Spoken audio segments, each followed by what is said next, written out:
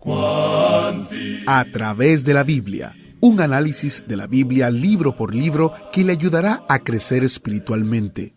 Estos estudios fueron diseñados por el Dr. J. Vernon McGee, destacado maestro y expositor de la Biblia. Acompáñenos en este fascinante recorrido a través de la Biblia. Después de la fiesta de la Pascua, también conocida como la Santa Cena, Jesús y sus discípulos fueron a un lugar donde se habían reunido a menudo, el huerto de Getsemaní. Bienvenido a través de la Biblia. Hoy, nuestro maestro Samuel Montoya nos dice que estamos parados sobre un terreno santo aquí en el Evangelio de Lucas. Así que, con eso en mente, favor de unirse a nosotros en Lucas capítulo 22, empezando en el versículo 35. Mientras usted busca Lucas 22 en su Biblia, compartiré una carta que hemos recibido recientemente de ustedes, nuestra familia del autobús bíblico. La carta es de Emiliano en México. Él nos escribe: doy gracias a Dios por cómo los encontré a través de la radio. Los escucho de 5 a 5:30 de la mañana cuando estoy en casa. Me gusta mucho cómo explican la palabra de Dios. Es muy entendible. Había escuchado otros programas relacionados con lo mismo, pero no encontraba una explicación satisfactoria. Les deseo de todo corazón que sigan adelante con ese bendito programa en que me dan a conocer la palabra de Dios. Dios los bendiga enormemente. Gracias a usted, Emiliano, por escribirnos estas palabras alentadoras, y me imagino que usted está escuchando la Serenata Espiritual en Radio Fórmula, allá en México. Nos alegramos de que el programa le esté bendiciendo. Y a ustedes, queridos oyentes, ¿cuál es su historia? ¿Desde dónde usted nos escucha? ¿Hay algo específico que el Señor ha estado enseñándole a través de nuestro estudio en Lucas? Nos encantaría escuchar de usted.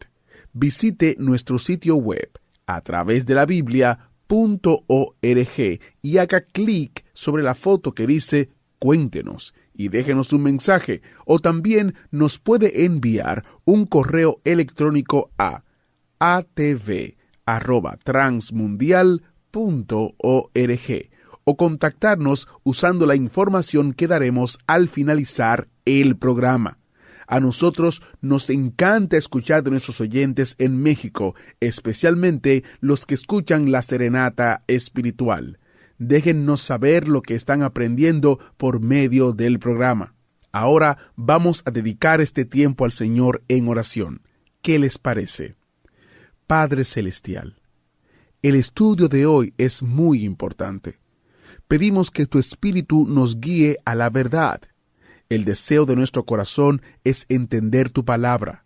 Ayúdanos a entender más de quién tú eres y cuánto nos amas. Te pedimos que utilices al Maestro. Te pedimos que el Espíritu Santo hable a nuestros corazones en el día de hoy mientras nos exponemos a tu santa y bendita palabra. Palabra que transforma y que nos llena de bendición y de esperanza cada vez que la estudiamos. En el precioso nombre de Jesús oramos. Amén. Ahora iniciamos nuestro recorrido bíblico de hoy con las enseñanzas del Dr. McGee en la voz de nuestro hermano Samuel Montoya. Continuando con nuestro estudio del capítulo 22 del Evangelio según San Lucas, comenzaremos hoy leyendo el versículo 35, donde Jesús amonesta a los discípulos en cuanto al futuro. Leamos pues el versículo 35 de este capítulo 22 de San Lucas. Y a ellos dijo: Cuando os envié sin bolsa, sin alforja y sin calzado, ¿os faltó algo? Ellos dijeron: Nada. Es maravillosa la manera en que los discípulos tuvieron la provisión necesaria durante aquel período particular en que el Señor les mandó a las ovejas perdidas de la casa de Israel. Pero ahora los va a mandar en una nueva misión con un nuevo mensaje. En realidad tendrán oyentes nuevos porque no será limitada su misión solo a Israel, sino que les llevará a todo el mundo. Continuemos con el versículo 36. Y les dijo: Pues ahora el que tiene bolsa, tómela, y también la alforja, y el que no tiene espada, venda su capa y compre una. Mejor es que usted prepare su maleta y busque los cheques viajeros si es que va a salir para servir al Señor hoy en día publicando el Evangelio. Es mejor que se prepare. Y es bueno también que se proteja. Ese debate en cuanto a si un buen ciudadano que cumple la ley debe poseer un arma de fuego o no, es un debate que ha existido ya por muchos años. Personalmente creemos que uno debe tener derecho a tener su arma de fuego en el hogar. Vivimos en días difíciles. La situación es tal que los jueces amedrentados por el hampa han dejado sueltos de las cárceles a unos perros rabiosos. Ahora, si un perro rabioso entra en casa y ataca a mi hijito que está allá afuera jugando, ¿sabe usted lo que yo haría? Pues buscaría el arma de fuego y le daría muerte a ese perro, fuese un perro de 2 patas o de 4. No importa lo que opinen estas personas débiles y de 2 caras que se creen tan bondadosas, porque mi intención es proteger a mis seres queridos. El Señor dijo, y el que no tiene espada, venda su capa y compre una. Amigo oyente, vivimos en días que requieren que tengamos espada y tenemos que reconocer esto. Si no resistimos la maldad hoy en día, todo tipo de maldad nos caerá encima. Ahora alguien dirá quizá, ¿está usted hablando como un predicador cristiano? Por supuesto que sí, amigo oyente. Y ojalá que muchos predicadores más hablaran así. Continuemos ahora con el versículo 37 de este capítulo 22 de San Lucas. Porque os digo que es necesario que se cumpla todavía en mí aquello que está escrito. Y fue contado con los inicuos, porque lo que está escrito de mí tiene cumplimiento. Cuando los enemigos del Señor Jesucristo le crucificaron, eso terminó su pago por los pecados del mundo. Después que la lanza penetrara en su costado, solo le tocaron manos amantes. Ahora el versículo 38 dice, Entonces ellos dijeron, Señor, aquí hay 2 espadas. Y él les dijo, basta. El mandato extraño en cuanto a la espada ocurre solamente aquí en el Evangelio según San Lucas. La aplicación de esta sección parece decirnos que no debemos hacer nada más que lo que sea necesario en cuanto al protegernos a nosotros mismos.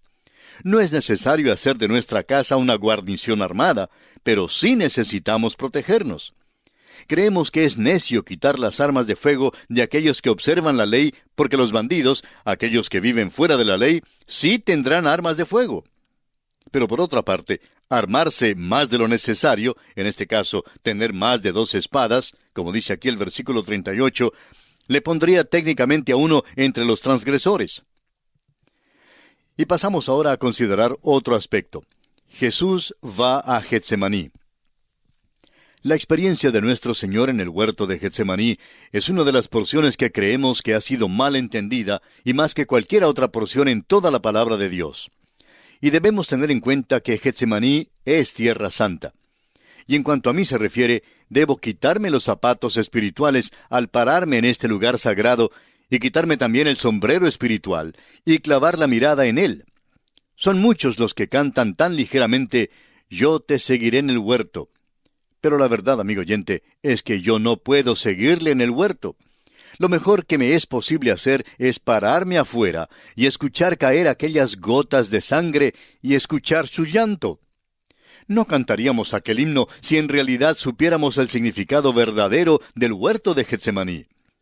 Creemos que en cierta manera es una forma de blasfemia, por decirlo así, que una persona cante aquel himno y luego dé toda suerte de excusas cuando vienen dificultades. Pero son muchos los que cantan o dicen estas palabras y son los primeros en ausentarse de la iglesia porque ha caído una gota de lluvia o cualquier otro problemita. El Señor Jesús dejó a los discípulos fuera del huerto, y yo, amigo oyente, me quedaré con ellos y escucharé desde afuera la agonía de su alma. Si nuestros corazones son sensibles, daremos gracias a Dios por Él que tomó la copa de nuestro dolor y sufrimiento, bebiéndola hasta lo último. En el aposento alto tomó la copa y dijo, Tomad esto y repartidlo entre vosotros, porque os digo que no beberé más del fruto de la vid hasta que el reino de Dios venga. Como lo vimos ya en los versículos 17 y 18 de este capítulo 22 de Lucas. He descubierto que la copa mía es dulce donde quiera que la haya bebido. Él bebió la copa amarga para que la copa mía fuese dulce. Hay un misterio y una profundidad en cuanto a aquel huerto, pero no hay allí ninguna ambigüedad ni vaguedad. Hacemos bien en adorarle al verle en el huerto y al escuchar las notas de su voz. Ahora vemos por espejo, oscuramente, pero algún día entenderemos más acerca de nuestro Señor. Fue Gregorio de Nazianzún quien escribió hace ya muchos años: «Amo a Dios porque le conozco, le adoro porque no le puedo comprender». Así pues, amigo oyente, repito que yo le adoro en el huerto de Getsemaní y no trato de obtener todas las respuestas. Leamos ahora los versículos 39 y 40 de Lucas capítulo 22. Y saliendo, se fue como solía al monte de los olivos, y sus discípulos también le siguieron. Cuando llegó a aquel lugar, les dijo: «Orad que no entréis en tentación». Hay dos expresiones en este pasaje que son muy interesantes. La primera es «como solía», y la segunda es «a aquel lugar». Al parecer, el Señor no se quedó en la ciudad de Jerusalén de noche. Hemos visto que esto fue verdad también en la llamada entrada triunfal. Había sido rechazado por la ciudad y por tanto, Él rechazó también a la ciudad. Pasó cada noche durante la última semana de su vida, o bien en el huerto de Getsemaní, o bien en Betania. Después de la cena del Señor, salió al huerto. En aquella última noche, se realizó allí una transacción no muy familiar. Jesucristo luchó con un enemigo invisible, pero venció allí al enemigo y obtuvo la victoria. La victoria del Calvario, amigo oyente, fue obtenida, fue ganada en Getsemaní. Porque como usted recordará, en el principio del ministerio de nuestro Señor, Satanás vino y le tentó. Satanás le ofreció a nuestro Señor los reinos del mundo si tan solo le adoraba. Claro que tendría que evitar la cruz. Luego se nos dice que Satanás se apartó de él por un tiempo. Ahora, ¿cuándo regresó Satanás? Creemos que Satanás volvió muchas veces, pero Satanás hizo un esfuerzo especial en el principio del ministerio del Señor para hacerle evitar la cruz. Y ahora, al final de su ministerio, Satanás le ataca una vez más y le tienta tratando de hacerle desviarse de la cruz, hacerle olvidarse de la cruz.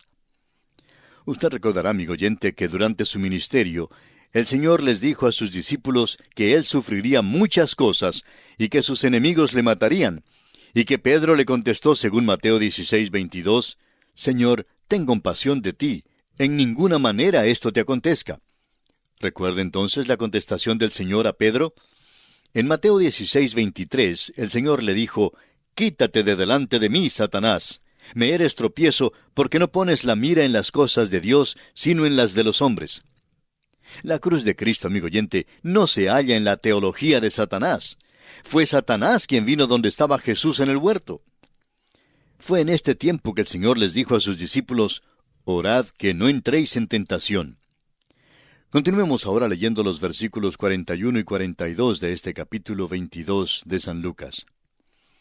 Y él se apartó de ellos a distancia como de un tiro de piedra, y puesto de rodillas oró diciendo: «Padre, si quieres, pasa de mí esta copa, pero no se haga mi voluntad, sino la tuya».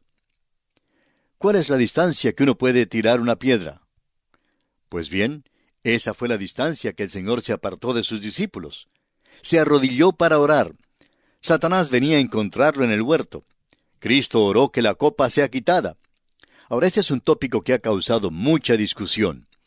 Hay quienes creen que el Señor tenía miedo de morir antes de llegar a la cruz. Bueno, no queremos ser dogmáticos, pero no creemos que eso sea verdad. No vemos ningún sentido en ello. No hay ningún mérito en la cruz romana. No hay ningún mérito en la madera. El mérito lo encontramos en la persona que murió. Si Jesús hubiera muerto en la horca o en una silla eléctrica, su muerte siempre habría tenido el mismo valor. Si Cristo hubiera muerto en el huerto de Getsemaní, todavía habría sido su muerte la que tendría el mérito.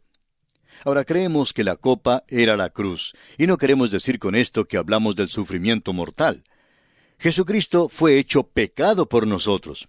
Ahora, Él es el Santo de Dios.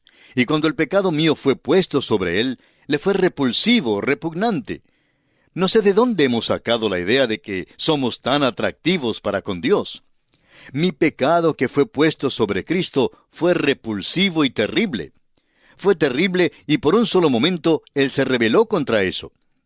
El apóstol Pedro en su primera carta, capítulo 2, versículo 24, dice: «Quien llevó él mismo nuestros pecados en su cuerpo sobre el madero, para que nosotros, estando muertos a los pecados, vivamos a la justicia, y por cuya herida fuisteis sanados. Fue en el huerto de Getsemaní, bajo la sombra de la cruz, que Satanás, el tentador, vino a ofrecer al Señor una vez más la corona sin tener que llevar la cruz. Sin embargo, el Señor había venido a hacer la voluntad del Padre, y por eso pudo decir, pero no se haga mi voluntad, sino la tuya. Se entregó a la voluntad de su Padre, pero el pecado suyo y el mío, amigo oyente, le fueron repulsivos. Leamos ahora el versículo 43 de este capítulo 22 de Lucas. Y se le apareció un ángel del cielo para fortalecerle. Como usted recordará, hubo un ministerio angélico en el tiempo de la tentación de nuestro Señor en el desierto. Y ahora encontramos otro ministerio angélico en el huerto, cuando Satanás viene de nuevo para tentarle. Y solo Lucas relata este hecho. Leamos el versículo 44. Y estando en agonía, oraba más intensamente, y era su sudor como grandes gotas de sangre que caían hasta la tierra. Solo el doctor Lucas nos dice que el Señor sudó grandes gotas de sangre. El Señor mostró una gran reacción física a la agonía y el conflicto que tuvo que confrontar. No podemos explicar lo que pasó y no nos proponemos tratar de explicarlo. Sin embargo, no nos impresiona tampoco en nada las explicaciones biológicas que se ofrece hoy en día. Nos damos cuenta que hay ciertos médicos cristianos que han dado unas explicaciones muy interesantes, pero aún así no estamos muy impresionados. Ahora, lo que yo sé es que Él derramó su sangre por mí, y por eso me inclino en reverencia y adoración ante Él. Una de las cosas trágicas del momento es que hay muchos muchachos que por muchos años han sangrado y han muerto en campos de batalla por todo el mundo. Pero, ¿cuántos de nosotros apreciamos de veras lo que ellos han hecho para mantener la libertad para nuestra patria? No nos impresiona mucho aquellos que protestan contra las guerras mientras ellos mismos se divierten tomando drogas. Pero hay una tragedia peor que esa. Cristo murió transido de dolor debido a nuestra condición perdida. Sangró y murió por nuestra libertad eterna. Jesús dijo en Juan 10:10, yo he venido para que tengan vida y para que la tengan en abundancia. Cristo amó tanto al mundo perdido que bajó hasta las profundidades del mismo infierno por darnos la salvación. Sin embargo, este mundo, que es precisamente el objeto de su amor, rechaza al Santo de Dios, al Salvador sin mancha, que fue hecho pecado por nosotros. Amigo oyente, ¿ha rechazado usted a Cristo? ¿Le ha despreciado? ¿O está usted agradecido por lo que Él ha hecho por usted? Párese en el polvo de Getsemaní y escuche. ¿Oye usted el sollozo de su alma? ¿Oye caer esas grandes gotas de sangre? Aquellas grandes gotas de sangre son como bombas de demolición, como bombas atómicas, si es que las escucha bien. Mire en el huerto junto a un olivo y ve allí al Salvador inclinándose en oración. Tomó allí la humanidad suya y la mía. Fue a la cruz y llevó en su cuerpo el pecado suyo y el pecado mío. Murió para que usted y yo pudiésemos tener vida eterna. Y pasamos ahora a otro aspecto. La traición de Jesús por Judas. Leamos los versículos 45 al 49 del capítulo 22 de San Lucas. Cuando se levantó de la oración y vino a sus discípulos, los halló durmiendo a causa de la tristeza, y les dijo, ¿por qué dormís? Levantaos y orad para que no entréis en tentación. Mientras él aún hablaba, se presentó una turba, y el que se llamaba Judas, uno de los 12, iba al frente de ellos, y se acercó hasta Jesús para besarle. Entonces Jesús le dijo, Judas, ¿con un beso entregas al Hijo del Hombre? Viendo los que estaban con él lo que había de acontecer, le dijeron, Señor, ¿heriremos a espada? Este es el hecho más vil de traición que jamás se haya contado. Es vil y aborrecible. Judas conocía el lugar acostumbrado donde se retiraba nuestro Señor, y por eso pudo guiar hasta allí al enemigo. Ahora, un beso es un símbolo de amor y cariño, pero Judas lo empleó para traicionar a Cristo. Y esto torna aún más cobarde y repulsivo su hecho. Sería bueno que observemos que nuestro Señor, en su humanidad, no era tan diferente en sus rasgos físicos a los otros hombres. Según esto, era necesario identificarlo entre la multitud. Este beso, pues, señaló el momento en que Jesús fue entregado en manos de hombres pecaminosos. Leamos ahora los versículos 50 al 53 de este capítulo 22 de Lucas. Y uno de ellos hirió a un siervo del sumo sacerdote y le cortó la oreja derecha. Entonces respondiendo Jesús dijo, «Basta ya, dejad». Y tocando su oreja, le sanó. Y Jesús dijo a los principales sacerdotes, a los jefes de la guardia del templo y a los ancianos que habían venido contra él, ¿cómo contra un ladrón habéis salido con espadas y palos? Habiendo estado con vosotros cada día en el templo, no extendisteis las manos contra mí. Mas esta es vuestra hora y la potestad de las tinieblas. Los discípulos creían que esta era la hora propicia para usar aquellas espadas que se mencionan antes. Pero no era la hora de usar la espada, porque Jesús ahora estaba en camino hacia la cruz. Las tinieblas y la luz se encontraron en la cruz de Cristo. Hubo 3 horas de luz, como lo vimos ya en Mateo, y 3 horas de tinieblas. Esta, pues, era la hora de las tinieblas, pues abarcó el tiempo de las últimas 3 horas. Las cosas estaban oscuras espiritualmente al comienzo, y el hombre hizo lo peor. Pero las últimas 3 horas, que se caracterizaron por la oscuridad física, estaban muy claras desde el punto de vista espiritual, porque aquella cruz llegó a ser el altar sobre el cual fue ofrecido el Cordero de Dios que quita el pecado del mundo. Y aquí nos detenemos por hoy, amigo oyente. Continuaremos, Dios mediante, en nuestro próximo programa. Es nuestra oración que el Señor le bendiga copiosamente. Yo, por cierto, me alegro de que el Cordero de Dios haya quitado los pecados del mundo, ¿verdad? Esta es una sección poderosa de las Escrituras. Si nuestro tiempo en el Evangelio de Lucas le hace querer saber más de Jesús y de el amor de Él, favor de visitar nuestro sitio web en atravesdelabiblia.org y haga clic sobre la foto que dice «Cómo conocer a Dios». Si está usando nuestra app, también encontrará la misma fotografía. Usted verá varios recursos para responder sus preguntas y ayudarle a entender la importancia de tener una relación personal con Jesucristo como el Señor y Salvador de su vida. En el programa de mañana vemos que Pedro niega a Jesús y llegamos a las horas de la vida de Jesús que condujeron a su crucifixión. Es un estudio que usted no querrá perderse. Así que únase a nosotros mientras el autobús bíblico pase por su vecindad. Soy Heiel Ortiz y estaré aquí, si Dios lo permite, guardándole un asiento exclusivamente para usted. Así que le espero mañana, si Dios lo permite, en un próximo estudio de A Través de la Biblia.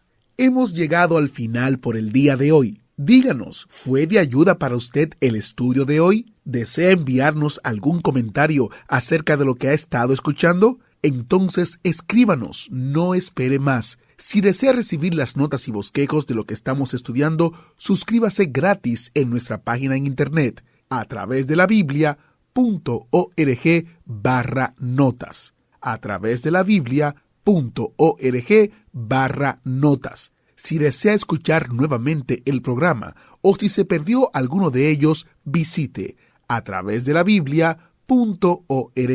Repito, a través de la Biblia.org o escriba al correo electrónico atv@transmundial.org. atv@transmundial.org. A través de la Biblia.